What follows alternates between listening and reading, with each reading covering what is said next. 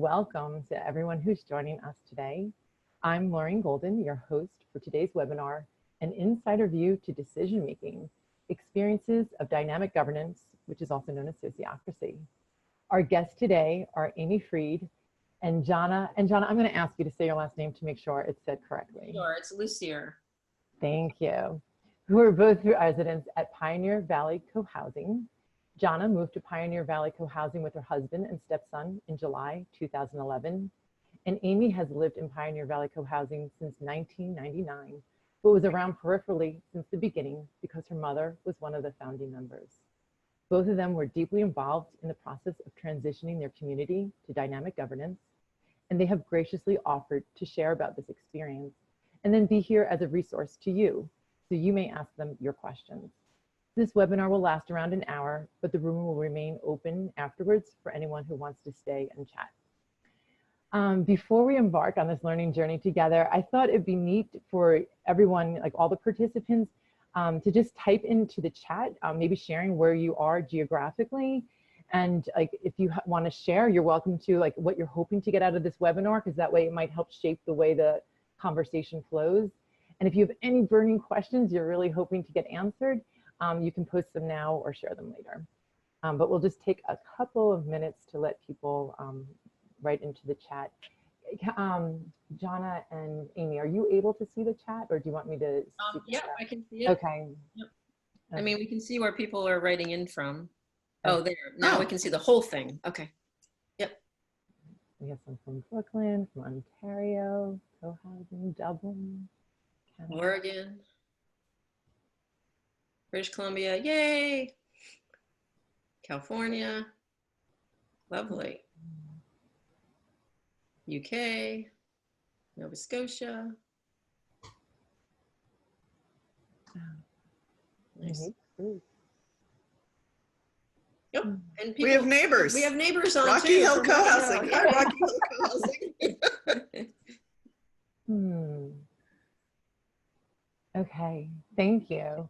And actually, at this point where we're kind of looking around like who's in the room, I thought I would invite Ted to just talk a little bit about the hosting organization, Sociocracy for All. So, Ted, you want to share? Yes, and by the way, surprise, I'm here. So I will share from my computer and speak into this microphone. Sociocracy for All is about 2.5 years old, and Jerry Koch Gonzalez and I co-founded it, and we have now 60 members all over the world, and we do training and community building and spreading of resources that help people make better choices around governance. There are 3 resources that I would like to recommend to groups, because I assume that most people here are interested into cohousing, and we often work with groups in cohousing. And I have sort of a list of my favorite resources. And it's here. So the best resources for intentional communities, especially if you have a group that you want to learn together, is the first one that you see here that we call Empowered Learning Circles. That's a self-study curriculum for groups, and you can see the domain here, and I will also send you an email with all of those links. Now, many of you actually might have already gone through this. It's 6 sessions where you can gather a group and learn together. And it's me presenting in a video as if I were in the room facilitating with you, for you. Then if you're ready to go sort of to the next step, there's a sociocracy leadership training that we call SALT, because we like acronyms. That's the version of us, as in SOFA, putting people into groups and giving them the experience of actually making decisions sociocratically and being in teams. So that's the learning by doing part. And if you're interested, if you are already using sociocracy or something very close to that in your organization and you're interested in spreading it and training, we are now starting a new project that we call the Academy, which is basically a training of trainers and also an implementation support if that's where you're heading. And I'm complete. Thanks, Ted. Okay, so I thought we could just start off by Amy and Jana. Just would you start by telling us a little bit about your journey into dynamic governance? Maybe taking us back to you know, your community before and why you transitioned and how you made the transition. So just opening it up for you. Thank you. Yeah, so we started out by operating under consensus where the whole group makes decisions together. And we did that for many, many years. We went through different systems within that, where there was a time when we had cards, including the red card, where someone could stop something. And we discovered that it wasn't actually helpful to have a red card to stop something. So we abandoned the cards. So we went through many iterations of doing consensus by whole group. But what we discovered was that it was possible for one person to stop a process. And it was also possible for when people were trying to bring a proposal to the community and they started talking about it before a meeting, sometimes people would say, oh, if that comes to a meeting, I'm going to stop that. So there were times when something never even made the light of day because people got discouraged before they even came to a meeting. So there were lots of challenges like that. And we had tried tweaking the way that we ran things and, you know, calling the way we operated different things. At one point we had a facilitation team, but there was a point where things really broke down. And after that, there was a group that formed that started in earnest talking about how to adopt sociocracy for our community. And we decided to call it dynamic governance because we like that description. We think that that really describes what we like about it, which is that it's an ever-evolving kind of governance. So Jana and I were on that group that formed, that spent a year meeting weekly to figure out how to do that. And I'll let Jana talk about that. Right. Well, Amy mentioned the part where things really broke down, and that actually was when my husband and I joined the community. And so things were really in a state where there weren't many decisions being made, and there was a lot of, I think, the community wasn't feeling very communal. There was a lot of divisions. And so it just so happened at that same time, John Buck and Jerry Koch-Gonzalez were leading a training on sociocracy, and I was really interested. I was intrigued by the content, and so myself and a fellow co-houser, Diane Wiley, went to this workshop down in Connecticut. It was a weekend-long workshop, and came back with some of those tools and ideas, and got excited about, let's see what we can do here. And so then we joined forces. There was actually seven of us in the original group that spent the year really hammering things out for a proposal to switch our form of governance and decision making here. Yeah, so I think that's a good introduction. Thank you. So you were up to the part, there's 7 of you working together, thinking about bringing it weekly meetings for a year. Yes. Do you want to bring us to that, and just anything that you'd want to share, and how you then brought it to the larger community, or how did it unfold? Right. Well, it was a really interesting process. And we started out by, Jerry was in our group, and so he brought us Sociocracy, and whoops, we lost you. No, continue. Oh, and how it's done. And what we did was we looked at elements of it and really figured out what we felt would fly with our community. And one of the things that we learned was that having, is it a board? A general circle, a top circle. A top circle wasn't going to fly in our community. And having a group that included outside members was absolutely not going to, because we were hearing from community members about things that they didn't like about what they'd been hearing. So what we did was we we figured out what we wanted to leave out and what we wanted to bring in. And then we really got down to the nitty gritty and hammered out details of how we wanted it to be. Right. And so part of that, what we came to was having our general circle be called what's called OFs, or overall facilitators, so that there was that all the 4 main work circles, and we might have the diagram in a bigger form to show you at some point here, that our 4 main work circles in the community each have a leader and a delegate, and those 2 people from each work circle then form what's called in sociocracy or dynamic governance, the general circle, which we call OFs.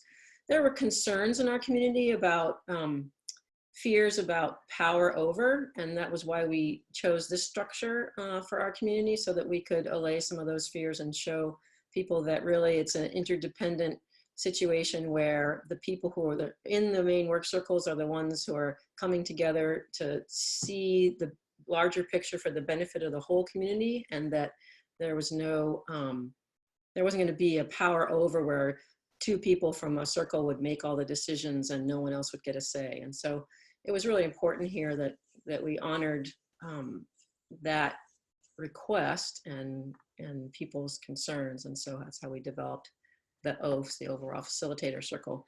And that was our top circle, so to speak, in our structure. You want to add to that? And in this diagram, the Common House circle and the Buildings and Grounds circles are the only ones that existed before we adopted dynamic governance. PALS, or Plants, Animals, and Landscape, and Community Life were new circles that were born out of taking on this new governance system. And it really works well for us to have these 4 areas of the community be separate parent circles with subcircles. And as you can see, community life has a lot of subcircles, but they all have a lot of influence over what happens in the community. Right. So just to explain, I muted I closed my video just because participants requested that. And there's a couple questions coming up. Ted, can we bring them into the room, or should I just read them out loud? So now I would read them out loud. Okay. So Mark asked, how many years did you operate on consensus before changing to dynamic governance? I'm going to tell you, there's 3 questions right now, and I'll give you all 3. Someone else asked, how did you handle the consensus sociocracy transition? And then someone else just wanted you to explain what O stood for again. Sure. We'll start with the last first, since that's the easiest. OF stands for overall facilitators. And we use that as sort of tongue in cheek too, to make ourselves, not be threatening. And then the second question, can you just repeat it again, Lauren?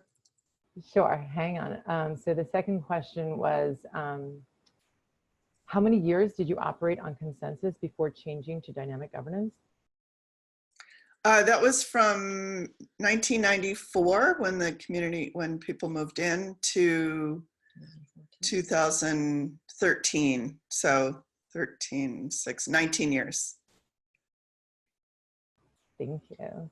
And another question was, how did you handle the consensus sociocracy transition with the Pioneer Valley community residents?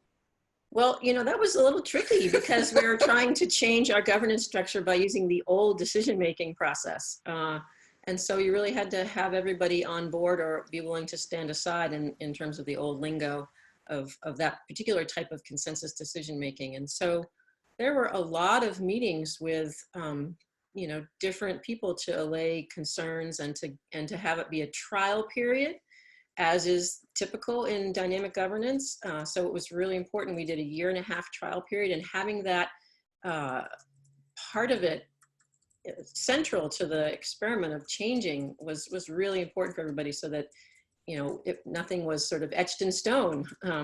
So that was really crucial. Do you want to add to that? Yeah, I mean, I just want to say that it wasn't simple and it wasn't easy. And there were some people who were very resistant to changing over.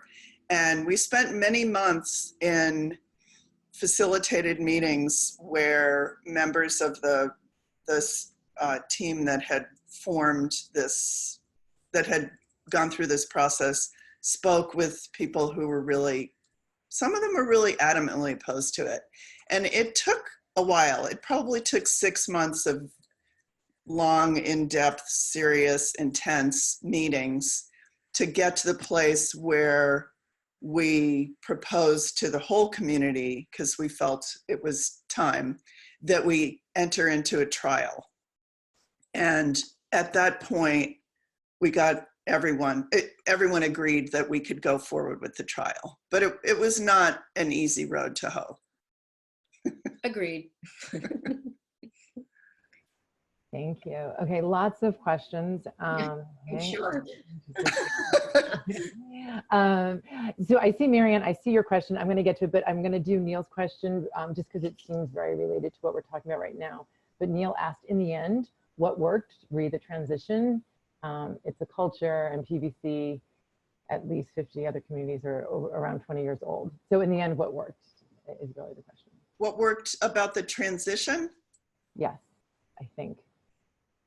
Is that clear to you? Or, yeah. Yeah, I mean, I think so. One of the things that we did was, as we were getting towards the end of the trial, there was a small committee that formed that did a very in-depth process of gathering evaluations from community members. A really, really detailed evaluation.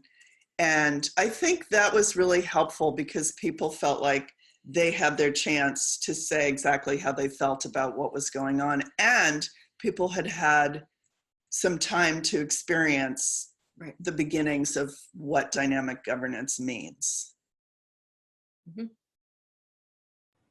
Thank you. Barbara is saying, what issues were of most concern to the people who were opposed to the change to dynamic governance? That they wouldn't have a voice, which was sort of ironic for me, because I think there's more of a voice with the current system than there was with the old one. But, you know, people have different ways of perceiving things. Yeah, I agree with that. People thought that they wouldn't have a voice, that decisions would be made in circles and people wouldn't know about it, and then suddenly something would be imposed on them. But it really isn't like that, because the decision, yes, decisions are made in circles, but they are made after soliciting feedback from the community. And so the community always has an opportunity to give input and to participate in how something is formed. And then when a policy is, a draft policy is created, that then goes out to the whole community and people get an opportunity to give feedback again on what the policy actually looks like at that point. And then policies are adopted with review time. And so it will come up again and it can be changed. And if somebody has an issue with a policy before the time period is up, they can bring it up before that. So there are many opportunities to have a say in what happens. Thank you. There's several questions asking about like how many members are in your community, how big is it? So can you just paint a picture about the size of your community? 60 men or 60 adults and 11 children. I'd say about 70 altogether. I'd say there's about 60 adults right now and 11 children. Plus associate members. Plus we have then associate members. Those are people who live on campus here. We have renter associates who live here, probably about half a dozen or so. Right. And then we have offsite associate members, and we have 15 of those. And about 60 people who live here who are owner members. Plus their children. Plus children, yeah. Thank you. Here's a comment that's saying, sounds like the trial was a great idea, and we know the trials ease the change. And We then know what? What did you say, Lorraine? trials ease the change. Yes. That, like, the experimental nature of it, having trials help ease the change. That was, yeah, you're agreeing with that. There's a question here that says, besides the red card system, what are the advantages of your dynamic governance? The red card system is no more, and that was in the other form of consensus, and that was abandoned. We did not find that useful. So I just wanted to make that clear, because it sounded like someone thinks that we use a red card system, and we absolutely don't. So can you ask the question again? Sure. Just what are the advantages of dynamic governance that you're finding? The work, there's a lot more decisions being made and a lot more work getting done. And there was a lot more enthusiasm and a renewed sense of vitality to the whole community when we changed systems. It was really different. And also there are new people who are stepping into positions of leadership. It really allows for that. And that's been happening, and it's been really exciting to see that. Thank you. And thanks for these great questions. We have another question. I can't read the full name, Jacqueline maybe, but it says, I hear that establishing a culture of cooperation is important when you start out. Are there things you feel that you should have done from the beginning that might have changed the difficulties you had with decision making? You'd have to answer that one. I wasn't here at the beginning. Can you repeat the question? Of course, sure. So there's just saying that they're hearing that a culture of cooperation is important. And it sounds like lessons learned. Like, are there things you feel that you should have done in the beginning that might have changed the difficulties you had with decision making? Do you mean in the beginning of dynamic governance? Or the beginning of the community? Yeah, let's see, Jackie, could you write in your, like, what exactly you're looking for? All right. Beginning of the community. Wow.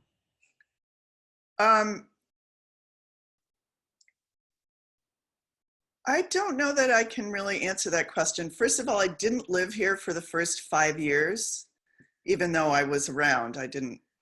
I was visiting my mother with my son, but I didn't live here then. So, and we had so many iterations of the ways in which we did governance. We still, during those first 19 years, we operated under whole community consensus, but within that, we tried lots of different things. I mean, yeah, so I'm not exactly sure how to answer that question. Okay. Thank you for answering it as well as you did. And Jack, if you want to ask anything else, feel free to. I'm going to just suggest, because I don't know if you guys see it, but as participants, you have an option to write it in the chat, or there's a Q&A section. So just to keep things all in one spot so it's easy to monitor, can you guys start writing them in the Q&A? And I will work my way down the chat and make sure all the ones that are here are answered. But moving forward, if people could use the Q&A, please. Okay, let me just make sure. All right, so Valerie said, hang on.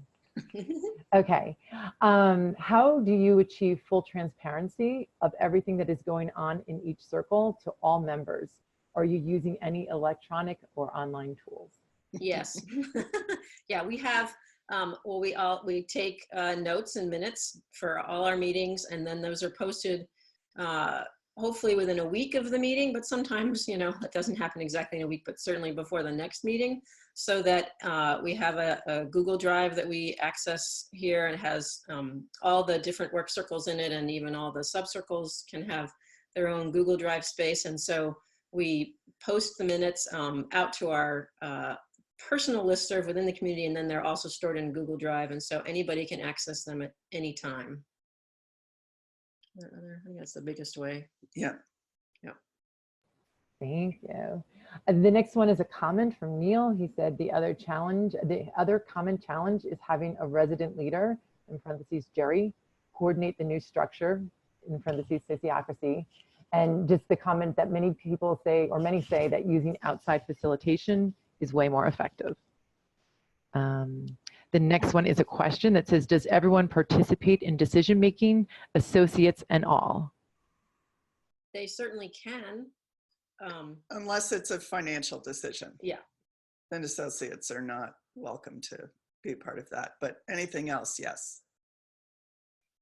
Thank you. Another question about how many households, and there, Ted answered earlier, there's 32 residences plus a common house. And Neil posted your website. Thank you, Neil.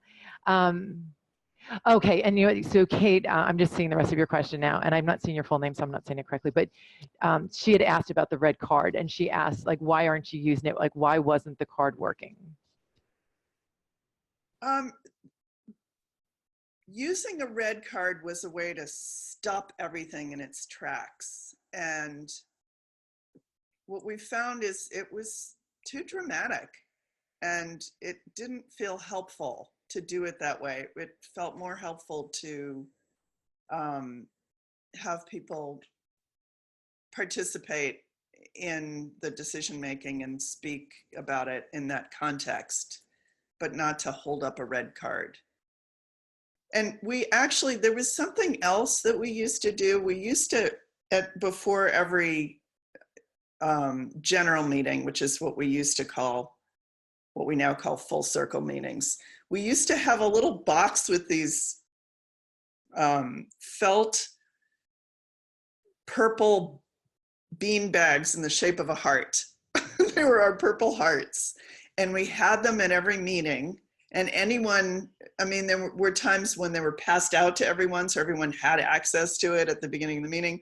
And then sometimes we would just have the box there so that someone could get one. And what it meant was that if someone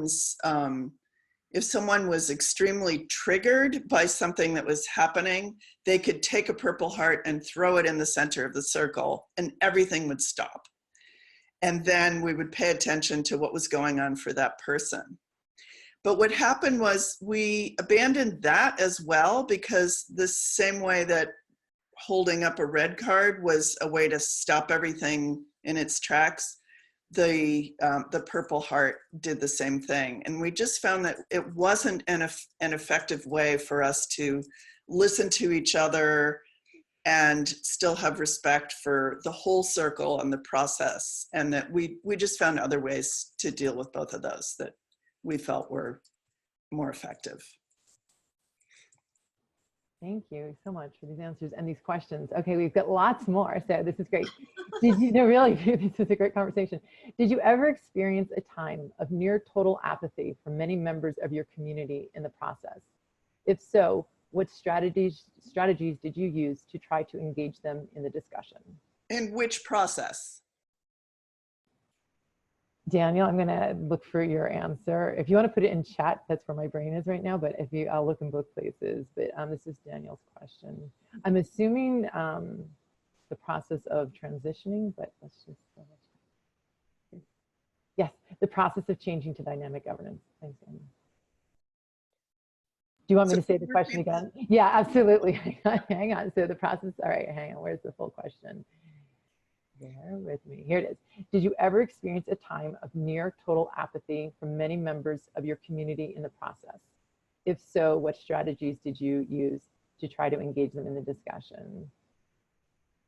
And then I see further down here, maybe replace apathy with exhaustion or burnout. We've been in a quote unquote trial period for over 3 years. So yeah, yeah, too long. We only did a trial period for a year and a half, and I don't recall us really having an apathy or an exhaustion situation. I think there was a lot of actually renewed energy from a lot of people here. So we didn't have that situation, but I would say, yeah, just hearing that you've been chugging along for 3 years is like, time out. Yeah, no, we had a year of experiencing dynamic governance, and then 6 more months for the evaluation period. Yeah. And that's a max, in my opinion, for how long you would do a trial. So if you're experiencing burnout in that situation, or apathy, or however you described it, I could see why. Yeah, it's a long time. Yeah, you want to get to the point where you just commit to something. Or not. Or not. Thank you. And thanks for that question. And other people were grateful for that question too. All right, Ron, someone I think is asking, what is your legal structure? Well, legally we're set up as a condominium association, and then we do have a board of directors, but it's, because we have to have certain people in jobs, but we don't take it very seriously in the sense that it's very rarely needed for someone to sign a paper or a document. And so at our financial meeting, which we have once a year to discuss our budget, we say, okay, we need to have a new president, a new secretary, a new treasurer, or whatever, and people volunteer, but they're kind of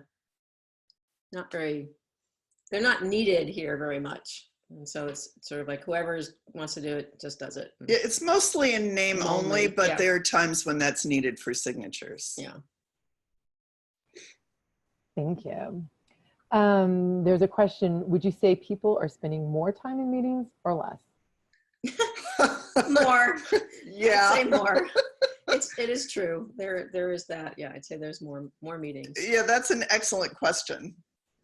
And actually, I was thinking this morning before we started this, I was thinking about how a year ago, I would have talked about how one of the issues with dynamic governance is that sometimes the same person is basically required to be on several circles, because if you're on a parent circle, you also need to be in what you would call the general circle, the circle in the middle. If you're a leader or delegate. Right. If you're a leader or a delegate of that circle, then you're required to be in the middle circle. And some people are on subcircles as well. So if somebody is on a subcircle and a parent circle, that would be typically 4 hours a month of meetings, plus the full circle meeting, which can be 2 to 3 more.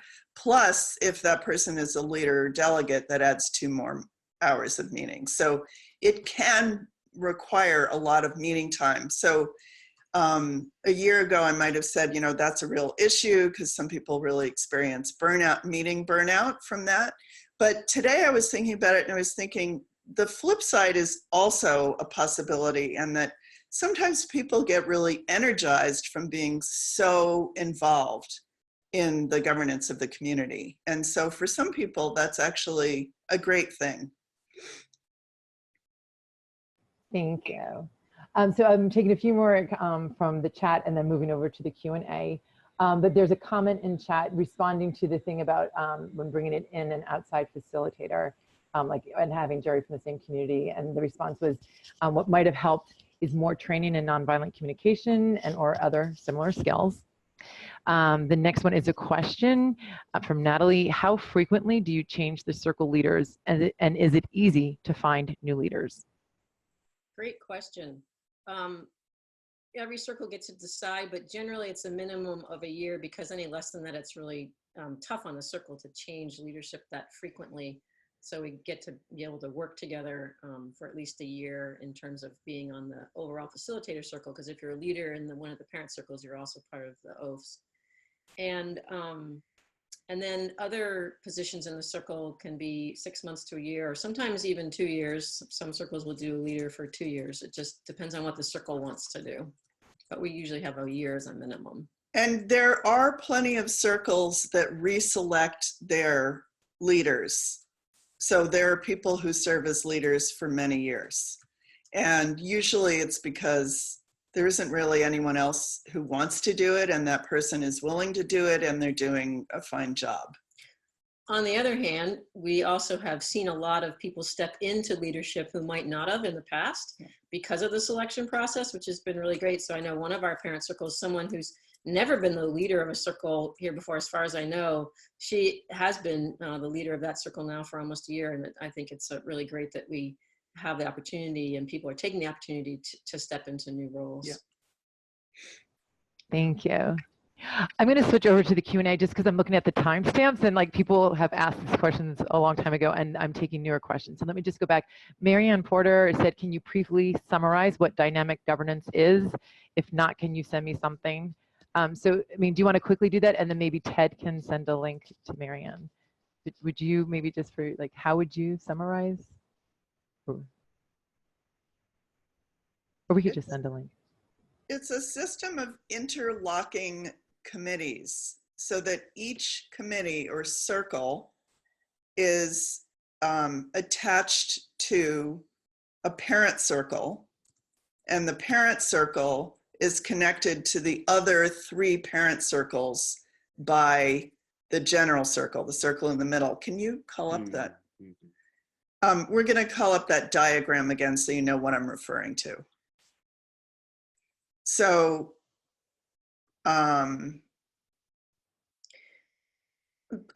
so dynamic, meaning things are in flux and can change easily. So the decision making, so it's a governance structure, and that's the overall structure you see here. But then there's also the decision making part of that structure, which is that each circle, the blue circles here, have autonomy to make decisions without having to consult the whole community, as long as they're not permanent or have to do with finances. Those are still in the purview of the whole community. And so the idea is that we govern ourselves, and that things are continuously able to change, and there's a lot more flexibility within the structure. I don't know if that is a really solid answer, but maybe, and Ted can send you something too that we have probably written up in the community that would be better to look at down the road than us just talking right off the top of our heads here. I thought it was really beautiful. Sorry? Stop, take this down. Yeah, that's fine now. So Kate asked, would you recommend dynamic governance for a newly forming co-housing community, rather than starting with the more common consensus-based decision-making and then transitioning later? And absolutely. Yes, yes, yes. We would. Yes. Okay. My opinion is yes. There's a second part to the question, which is— Actually, let me just say that I think it's way harder to change governance systems than it is to start with one that you believe in.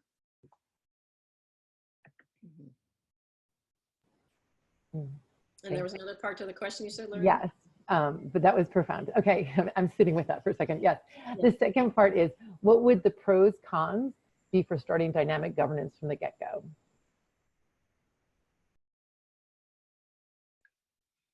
Well, a pro would be to set up the system from the get-go and have everyone be interconnected in what they're doing, and have the communication streams be open from the beginning, and give an opportunity to committees to be able to collect input from community members, but make decisions, like offer draft proposals.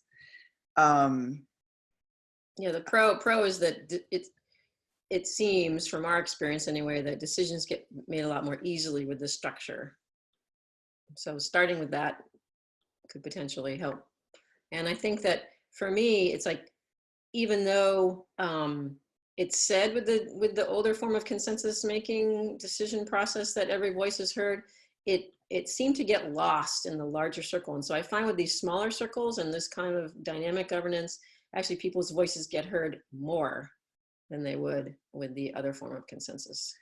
And also in the use of rounds, every person has an opportunity to say what they want to say. So it's no longer that the really shy people or people who take a while to formulate their thoughts are overlooked because they don't jump in and say something right away. I'd say one con would be that, yes, it does take more time and energy with circles. And as with having more circles as a part of your process.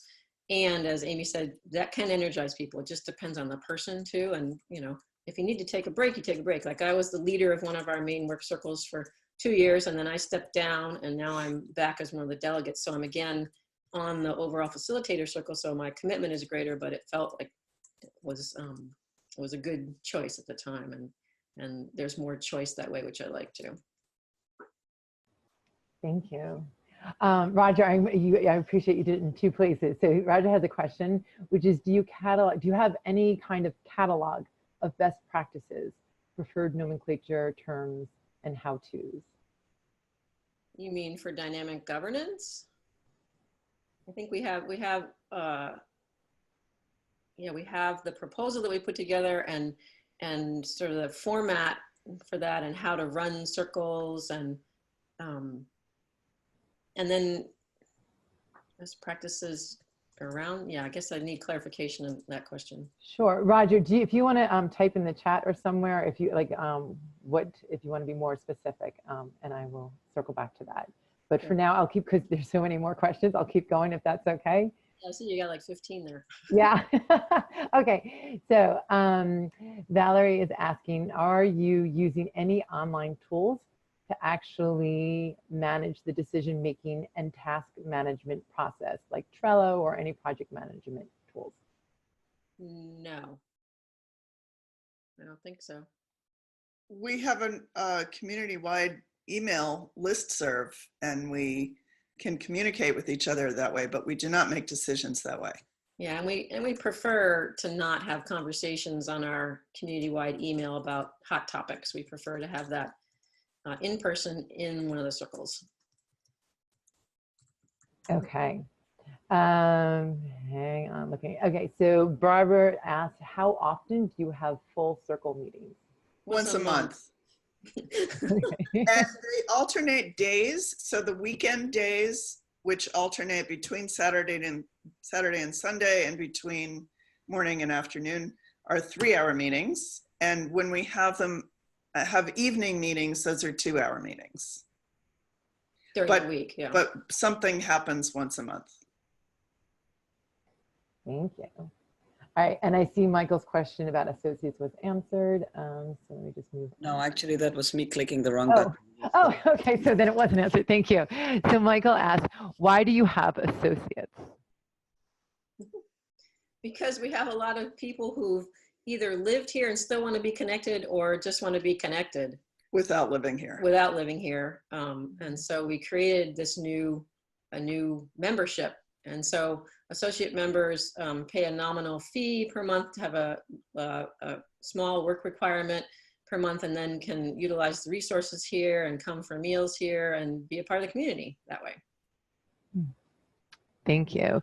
And here's a question, another question similar to that. So how do residents and offsite associates become members or associates at PVCH? Do you mean non-owner residents?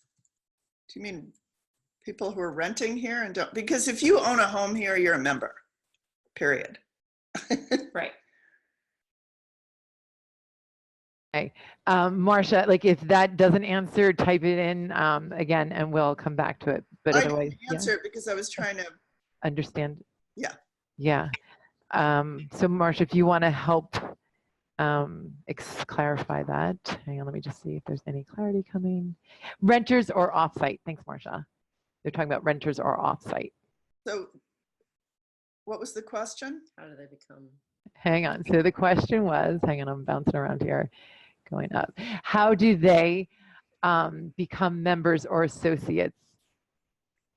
There's a whole process that Membership Circle has developed where someone who's interested in becoming an associate has opportunities to be around, come to some meals, come to some work days, come to social events, and sort of get to know the community, and for the community to get to know the person.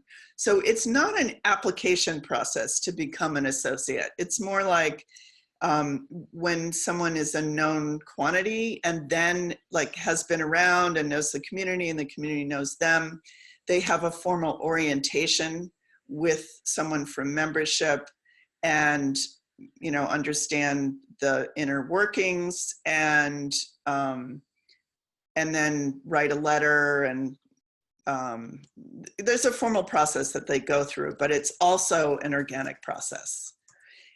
So that's how someone becomes an offsite associate.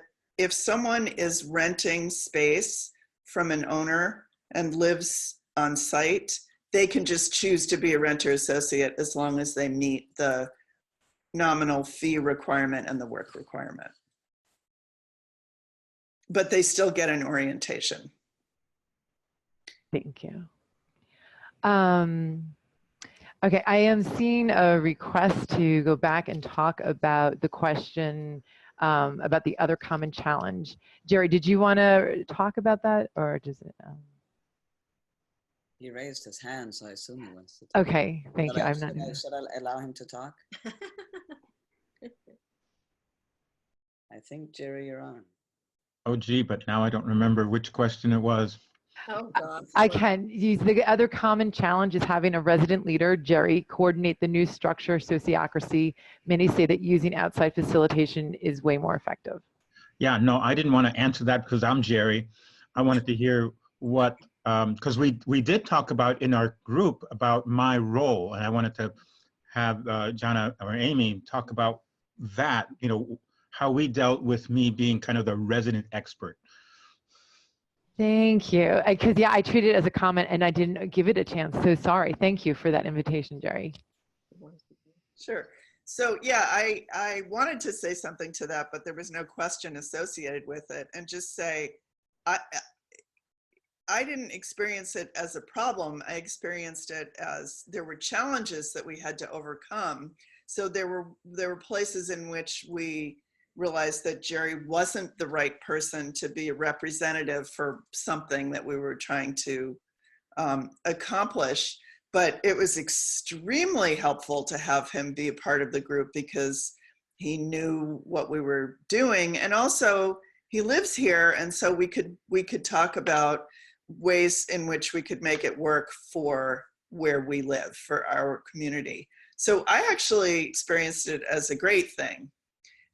But there were definitely challenges because there were people who perceived his interest as, you know, work-oriented or whatever, you know, had sort of judgments that I didn't experience as true, but there were challenges we needed to overcome. Mm-hmm. I would agree. Thank you. Complete? Like, does that feel complete?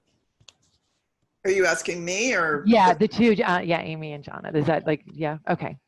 All right, hang on, let's get scrolling down. Are some decisions made that others in the community do not participate in, i.e. people who don't participate in any of the circles? I'm sure there are. Not everybody is in a circle. It's not actually a requirement for a community member to be in a circle, and there are people who have their work, but they prefer to just do their work and not sit in meetings. There are some people who live here who really don't like to sit in meetings, and there are a few who almost never come to meetings. But they know that they need to live with the decisions that are made. And there are times when they need to be reminded of those decisions because they're not as aware of them, but that's their choice. Thank you. Okay, I'm looking at the time and seeing we have like around 12 minutes left. So I just want to make sure that everyone has a voice, a chance to ask their questions. So, so let's see, here's one on how many years have you been using dynamic governance, and for a given member, is there a limit to how many circle directors that person can be, as that person would have multiple presences on the host circle? Sure. Circles or what? Direct, like how, if they can be a leader of two circles. So we've been doing this for a little over 5 years, and we haven't. I don't think you can be the leader of two circles, because then. Oh, yes, you can, because I am. But not one of the main work circles. No. So one of the main work circles, you can pop up the diagram again, Ted. Thanks. Demanding. Yes. Yeah, I know. So one of the blue circles are our main sort of parent work circles. And so those cannot have one person being a leader in two of them, because that messes with our general circle, or what we call oafs here, where there needs to be 2 people from each circle representing the whole community and making, thinking about the overarching community as a whole. So that can't happen. But you could have someone be a leader in a blue circle and a green circle. In fact, Amy is. So yeah, I'm the leader of membership circle and also of community life circle. yeah. Okay, that's good. Thanks. Thank you. So I had Beatrice asked, like, how is the process for new member in relation with sociocracy? Like, they have to know sociocracy as a criteria to be a new member, or you have any way to fix or train them? They don't have to know it before they come, but it is our governance structure now. So if they're going to live here, that they have to know that that's what happens here and participate in that on some level. And we're always in ongoing training for all of us, not just new members. Yeah. Yeah. Okay, we have another question. Do you have any, do you have formal evaluations of your decisions or community members? Or community what? Members. So evaluations of decisions, or do you have evaluations of community members? Well, we have each decision has a time frame on it. So we review it and say a year or 2 years. We don't have evaluations of community members individually. Yet. Jennifer asked, do you have more time for community celebrations, community work days, whole community events? Yeah. More time? Yes, that's the question. Do you have more time for community celebrations? I don't know about I don't think it's more. I think it's the same. Same. We have plenty of celebrations and social events, and we really enjoy that. Yeah. We have one that just started recently, which is at the last Sunday of the month. Everybody's birthdays from that month get celebrated with a potluck and cake. That's been a lot of fun. And Valerie asked, how do you handle enforcement of the decisions made in the circle if there are those who disagree or non-compliant?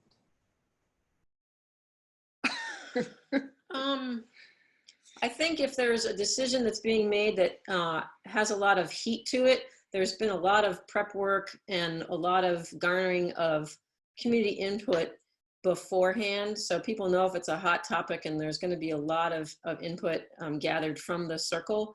And so it's, you know, by the time you get to a decision-making time within the circle, usually the concerns have been dealt with. And so there's buy-in. I haven't run into situations yet where we've had to deal with that. Have you in your circle? It's not that there are decisions that are made that they're people, you know, there are sometimes people who are unhappy about decisions. Sometimes it'll be that they weren't really aware of it, or they didn't pay enough attention to it.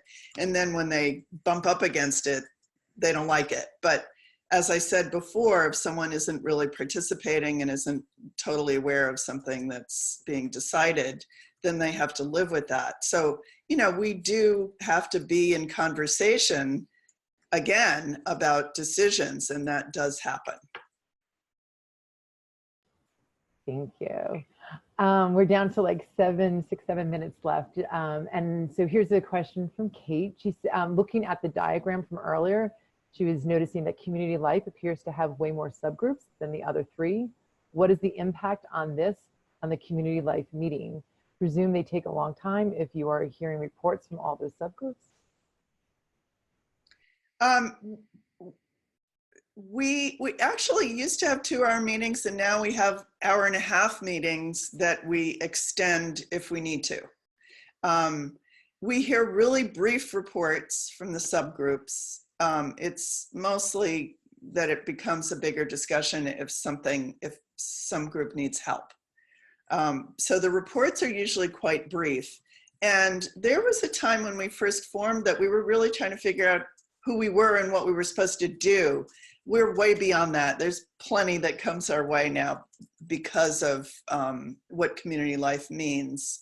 So our meetings are very full, but we do actually succeed in having 1.5-hour meetings many of the months. Did I answer that question fully? I'm looking for a comment, but hearing nothing, it sounds like they're satisfied. Okay. It'll take like one or two more questions. So this is related to the best practices. Like, how do you help people gain proficiency in sociocracy in addition to the 3 SOFA curriculum offerings? Is there anything else that you do? You mean as a community? I am assuming that. So, Roger, yeah. feel free to. So we have our full circle meetings once a month, and often they're not decision-making meetings. Often they are meetings to work on issues that time that the 4 main work circles might need for a proposal they're forming, or sometimes we'll do training information on different aspects of our governance structure and decision-making structure. So we're ongoing with that a lot. Well, just actually those full circle meetings are almost never decision-making meetings. The budget meeting once a year is a decision-making meeting. And aside from that, it's very rare that a full circle meeting will be a decision-making meeting. Right. So David is saying about the questions about handbook and guidance, that this is a great opportunity to plug the new book. So David, like, thank you. I'm going to turn my camera on for a second and I'll do this. Hang on. Yes, hang on. Many Voices, One Song. It's a great book if you want like a hands-on thing to like look through and comb through. This is an incredible resource. So David, thank you for thinking to add that here. Sure. That makes sense. Yeah. All right. In the last 2 or 3, you know what? Maybe rather than trying to cram in, you know, people can stay after and chat for a while. So maybe just to pause for 1 second and think, any final words of wisdom, like based on the questions you're hearing, or just anything that's bubbling up for you now? Maybe just like in closing, like any closing remarks that you would like to offer the group. And then anyone who wants to stay after and keep asking questions is welcome to. But just so are there people in this webinar who are in forming groups who aren't in current co-housing communities? Yes, I am.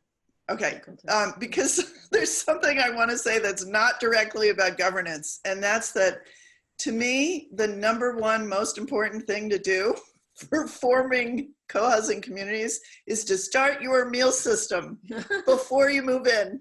Start your meal system, because I've seen all over the country co-housing communities who do not start their meal system when they form their community, and 15 years later, they have potlucks on a Sunday or something.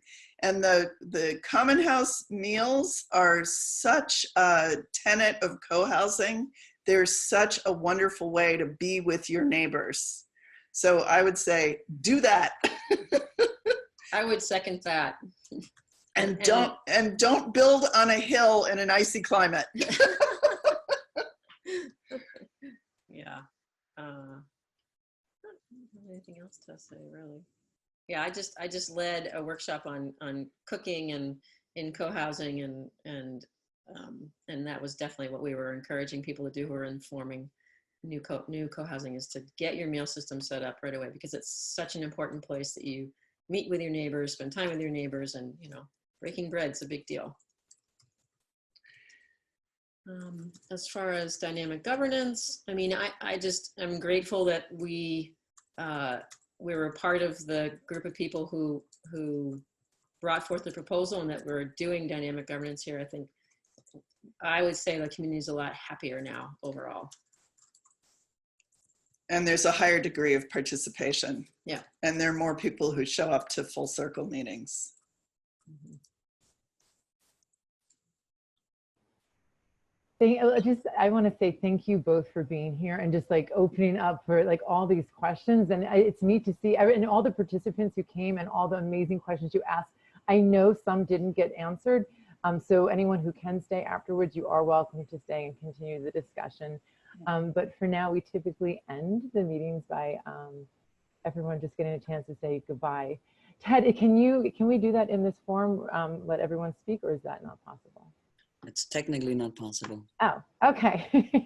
Well, then if you want to say your goodbyes in the chats or in the Q&A, But just, we'd love to hear your voice and your goodbyes. And then we'll stay, if anyone who needs to leave, feel free to leave. And anyone who wants to stay on, we can bring you into the participant room. And Ted, do you want them to raise their hand if they want to be moved into the panelist part? We will see the people. All right. What I'd like to do is, if you figure out how to raise your hand, it should offer it in the menu for you to raise your hand. Then I will move you to the main room.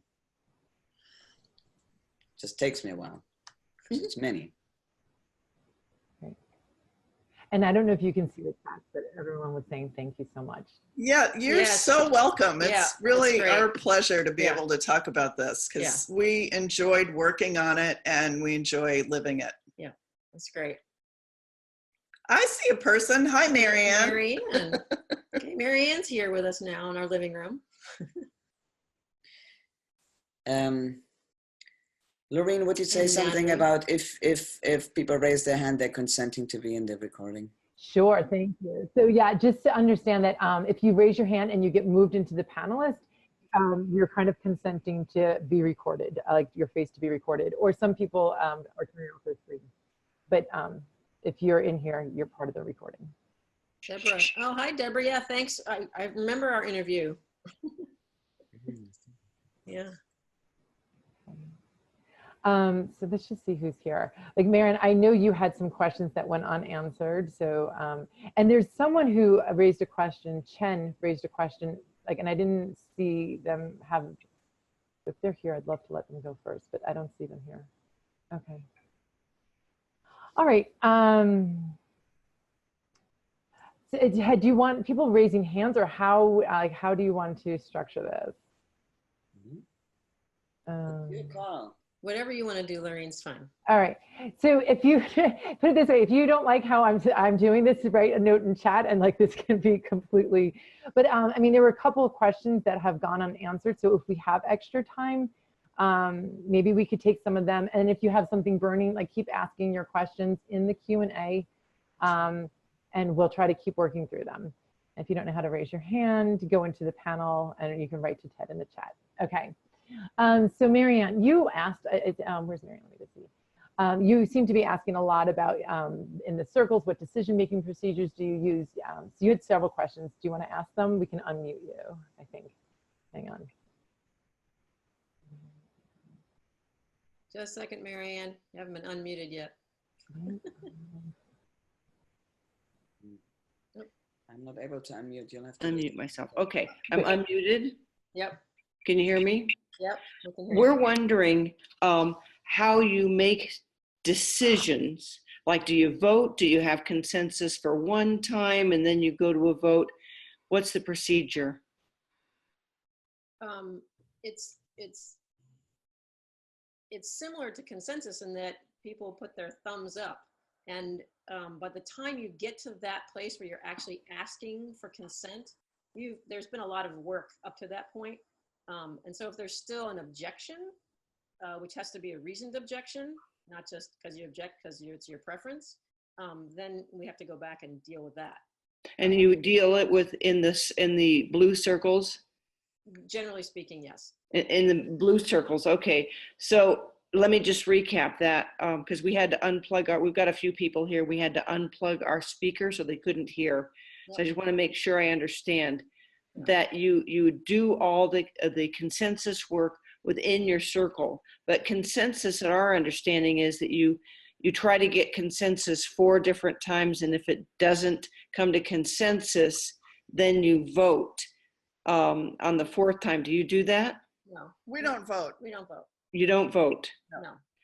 So what if you've got one person that's going to completely stop it and she won't budge? Well, we don't use that kind of consensus here anymore. That's why we switched to governance and decision-making structures. So, But in your smaller circles, in your work circles, you say you have consensus if that person comes. we use a form of consensus. The dynamic governance structure is a form of consensus, but it's not the way that you're thinking about it that has operated mostly in this culture. So what is it? I mean, do you vote? What is it? No. So there's proposal forming, there's a whole structure to dynamic governance, and probably Ted and Jerry's book would give you all those details. Okay, and we've got it. Yeah, so you could probably look in there. I don't know, Ted, if you want to speak to that. Jerry can speak.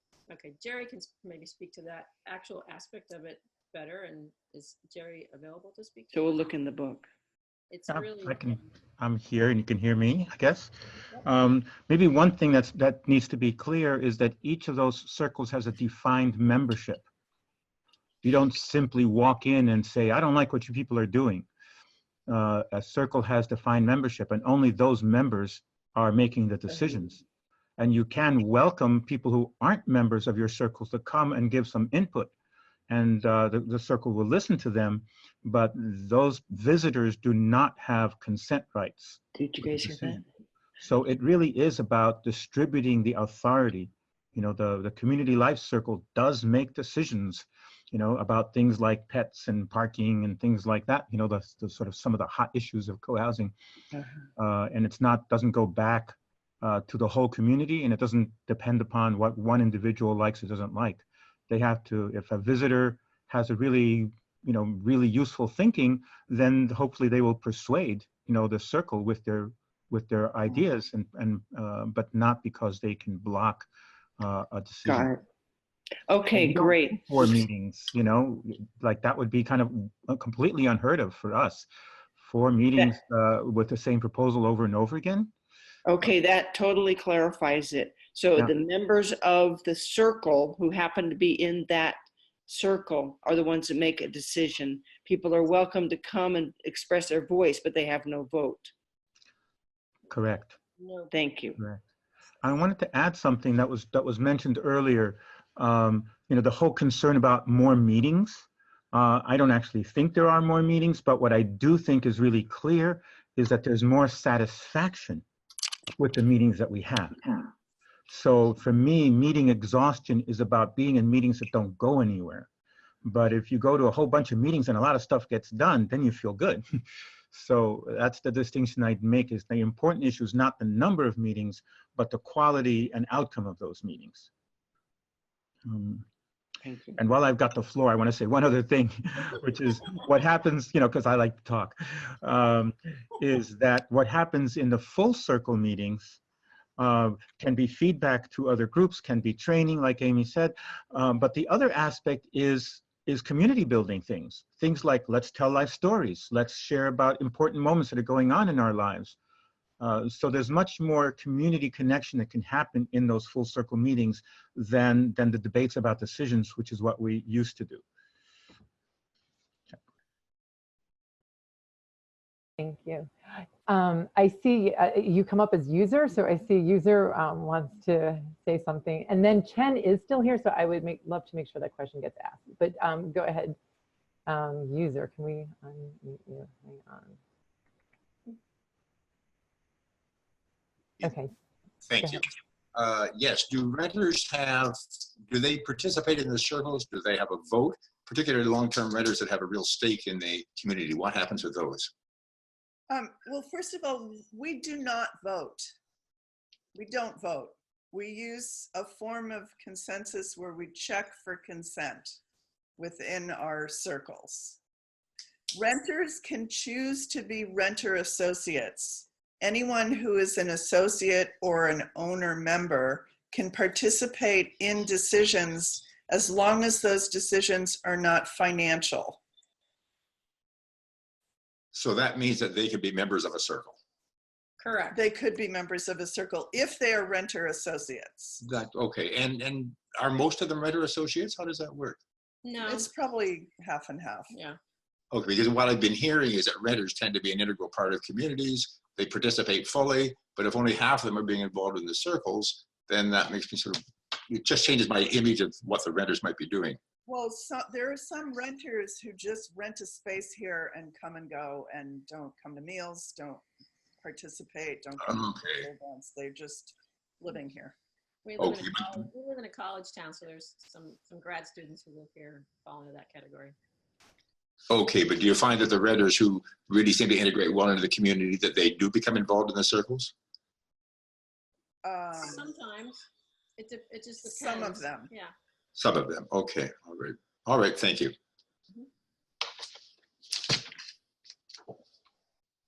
Can I pitch in? I just say that, you know, some of the renter associates are more involved in community governance than some of the owners. So it's not even the quality of being a renter and an owner, but how much you want to invest yourself in the thinking about the community life. Sure. Yeah. I see the person with Gail wants to jump in. And Chen, I also have your question. So I'm thinking that this might be related. Gail, is this related to the conversation right now? Okay, then let's take this. So let me just unmute you. Hang on, Gail. And then I see Ron, somebody there. Hang on. Gail, hang on. Unmute. Go ahead. You're unmuted. Not finding, are we unmuted? You're unmuted, yes. Hi. I'm not, this isn't specifically in relationship to renter associates, so if you wanted to put this in a different point. My question was something you referred to earlier about nonviolent communication. And I'm wondering how your communities have dealt with nonviolent communication training, or communication training is a requirement for community membership. Do you do it as a group? Does the membership organization connect people with that sort of training? And do you really think, how relevant do you think it is for effective dynamic governance? Well, we'll start at the end first. I don't think it's necessarily helpful for our structure of dynamic governance. I think NVC as a whole, and this is my personal opinion, is really useful. We have it set up here so that it's, we've done some trainings and people can participate or not. And then it's a tool that can be used through our care and counsel circle if there's conflict that needs some assistance and help, support from the community. But I would not say that our dynamic governance relies on it to function. And we do have some NVC training. There has been training in full circles or general circles when we're in our previous iteration of governance. And also our care and counsel circle offers many different methods, including NVC methods. And so people who choose to participate in that can.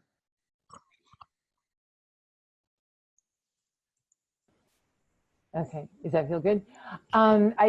Ron's group, there looked like you guys had a question earlier. Do you still? Yes, thank you. Hello from BC.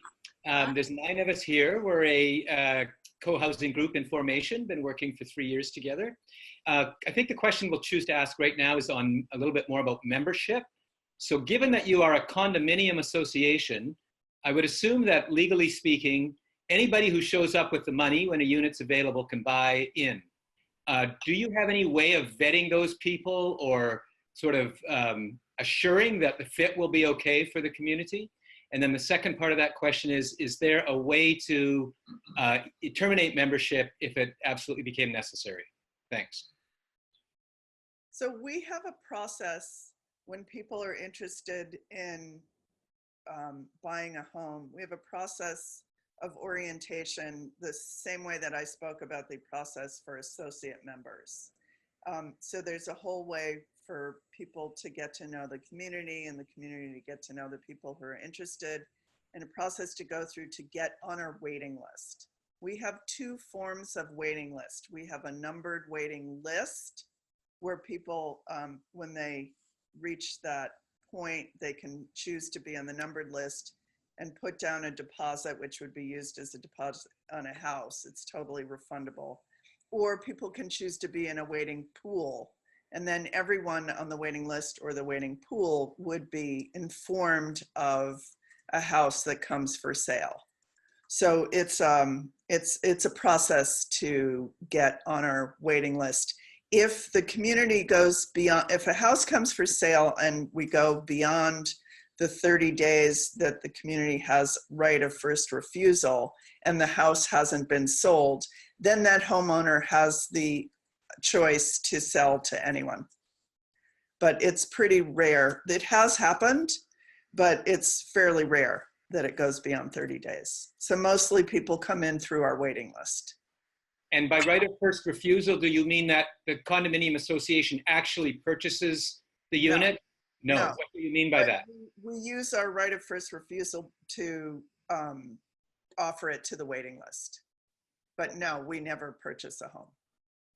So that is kind of legally written into the contract of ownership for the condominium association? Yes. Thank you. Was there another part to your question? Yeah, termination, if that is sort of, if there's any mechanism in place were that to be necessary.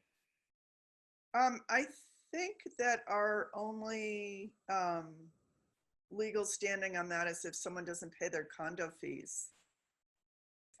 We've never actually encountered that with a homeowner, fortunately. I mean, never encountered wanting to get rid of somebody who owned a home. There was a renter once who had a dog who bit someone, and that renter was asked to leave with the dog. Thank you. Thanks for these great questions. Great. So Chen had asked earlier, did you have issues with unclear shared aims that created a split in a group? If so, how did you deal with them? Unclear shared aims? Yes, exactly. Oh, that's a, create a split in the group? I'm not sure what that means, unclear shared aims. Well, comes straight out of Sociocracy. I've already talked with Shen about it. Shen, do you want to talk?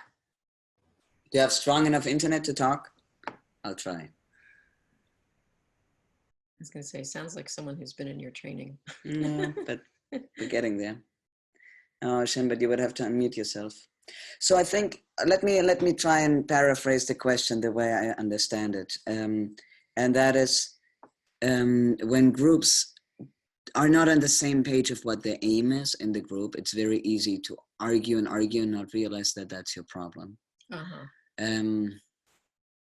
Oh, an aim of a circle? Yeah, or your organization, the overarching aim, you know? For example, one thing that we sometimes report is that there could be the issue of some people wanting to live in cohousing to create a model community, and some people with the aim of just having a nice neighborhood. And then, there, you know, that would be lack of clarity around the aim. I don't know if you want to, if that brings something up for you. I haven't experienced that in any of the circles I've been a part of here. I haven't either. And Mark, are you raising your hand for that question? If so, I would let Mark speak. Where are you anyway? So, I don't okay. My question is, trying to turn this down. I have a question related to something different about Circle Weaver software. Yes, and I think I've answered. Can you hear me okay? Yeah, I can hear your little feedback, but if you have questions about technical. I'm aware of Weaver, Mark, and we do not use it in the community, but we can talk about that at a different time if you want. Does that help? You can write in the chat. Yes, okay, I see you nod. Okay. Okay, a couple more questions. So what body has a responsibility to raise condo fees? Was Marianne's question. The full group. The full, that comes up at the annual budget meeting, and we do raise them. We have a certain percent raise annually.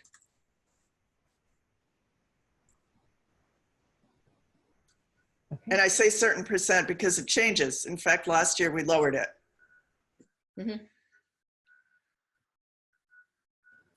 Right. And I think this might be our last question, but can non-resident owners participate in the circles? We don't have non-resident owners. We are an owner-occupied community. Yeah.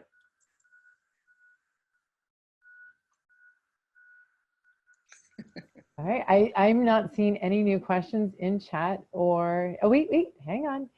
Do you have your governing structure written on your website? Question. That's a really good question. I don't think I know. Yeah, I'm not on sure. the website? I don't know. I don't know that it's on the website. I'll send information by email. Did you hear that? Ted will take care of that one. And I see Ron's group waiting for another question. So go ahead, Ron. A follow-up on the question of non-resident members. So the rental units presumably are owned by people who don't live in the community. Is that correct? We don't have rental units. We have people who rent out space in their homes. There is one exception to that, and that's if someone leaves the community temporarily for up to a year with the option to request a second year. They may rent out their whole house. But it has to be approved by the community. Right, it has to be approved, and that person has to participate as though they were a member owner. They would have full participation responsibilities, the person who rents out that house. Thanks for clarifying that. And we're having a chuckle because we've already written that exact policy into our rules. So it's good to hear that it works in practice. Great. Yeah. Any other questions, Lorene? Yep, you're muted. Sorry, thank you. Several people had questions around that. So like user, that's your name here. So had that same question, but I see everyone looks satisfied with your answer. Like there was clarity. So I am not seeing anything new. So we'll give it a couple seconds. Anyone, any last bubbling thing?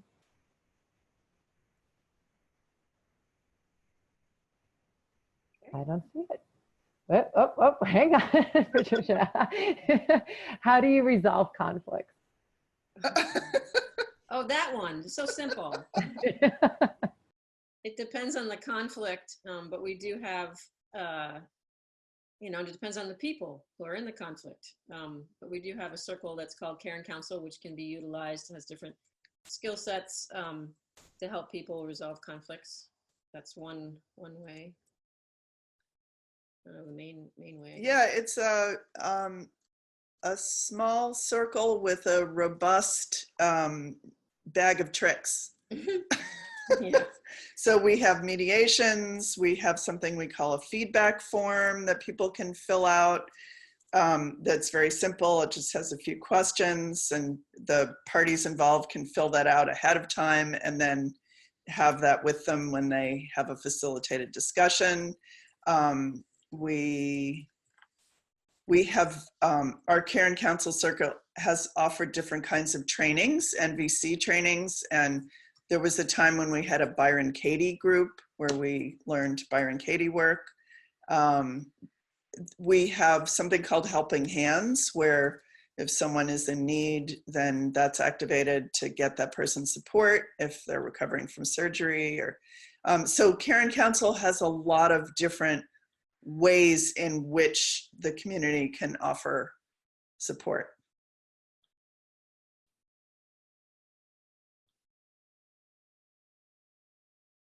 Ron's group has more questions. Go ahead. Oh, Can't hear. He's muted. Can you unmute him? We're going to sign out, and thanks so much. It's been very useful. Really appreciate your time. You're welcome. You're welcome. Thank you. Thank you. Bye. Bye. Bye. Thanks for joining. Yeah.